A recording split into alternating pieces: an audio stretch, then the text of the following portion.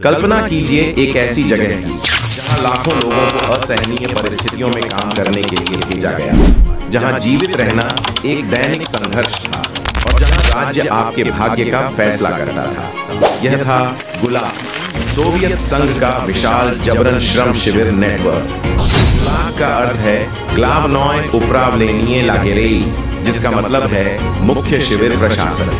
यह एक सरकारी एजेंसी थी जो पूरे सोवियत संघ में जबरन श्रमिक शिविरों का संचालन करती थी। हालांकि श्रमिक शिविर पहले भी मौजूद थे, लेकिन वे 1930 के दशक में जोसेफ स्टालिन के शासन में और बड़े और कठोर हो गए। लेकिन स्टालिन ने इन शिविरों को क्यों बनाया?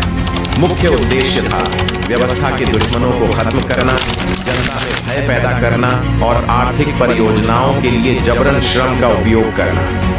कैदियों को सड़कों, रेलवे बनाने और खदानों में काम करने के लिए मजबूर किया जाता था, अक्सर बेहद प्रतिकूल मौसम में। गुलाग में कौन भेजा जाता था? कोई भी जिसे सरकार खतरा मानती थी, राजनीतिक विरोधी, बुद्धिजीवी, आम नागरिक जिन्हें विरोधी सोवियत गतिविधियों का दोषी ठहराया जाता था, और यहां तक कि विदेशी युद्धबंदी भी। केवल एक संदेह ही किसी को गिरफ्तार कर शिविर में भेजने के लिए पर्याप्त था। गुलाग में जीवन किसी नर्क से कम नहीं था।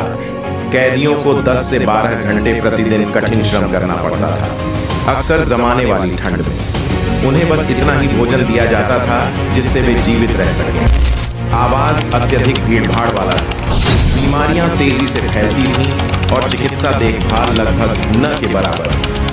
गार्ड कैदियों के साथ क्रूरता से पेश आते और वहां से भागना लगभग असंभव था। इस पीड़ा की सच्ची सीमा की कल्पना भी मुश्किल है। अनुमान है कि लगभग 2 करोड़ लोगों को गुलाग में भेजा गया और लाखों की संख्या में लोग भूख, बीमारियों, थकावट और फांसी की वजह से मारे गए। गुलाग के सबसे प्रसिद्ध जीवित बचे लोगों में से एक थे अलेक्जेंडर सोल्जेनित्सिन। गणित शिक्षक के रूप में प्रशिक्षित उन्होंने श्रमिक शिविर में वर्षों बिताए। अपनी रिहाई के बाद उन्होंने द गुलाग आर्किपेलागो जैसी किताबों में इस प्रणाली की भयावहता को उजागर किया। उनके काम ने दुनिया के सामने सच लाया और उन्हें साहित्य के लिए नोबेल पुरस्कार मिला। 1953 में स्टालिन की मृत्यु के बाद सोवियत सरकार ने गुलाग प्रणाली को बंद करना शुरू कर दिया। यह कुछ हद तक कम कठोर हो गया और 1960 तक इन शिविरों को आधिकारिक रूप से बंद कर दिया गया। हालांकि सोवियत संघ में राजनीतिक दमन दशकों तक जारी रहा। गुलाग मानव इतिहास के सबसे काले अध्यायों में से एक है। यह निरंकुश शासन के खतरों और स्वतंत्रता एवं मानव अधिकारों के महत्व की याद दिलाता है। तो यह वीडियो जानकारी पूर्ण लगा तो कृपया लाइक करें, साझा करें और हमारे चैनल को सब्सक्राइब करें। चलिए सुनिश्चित करें कि इतिहास कभी न भूलें।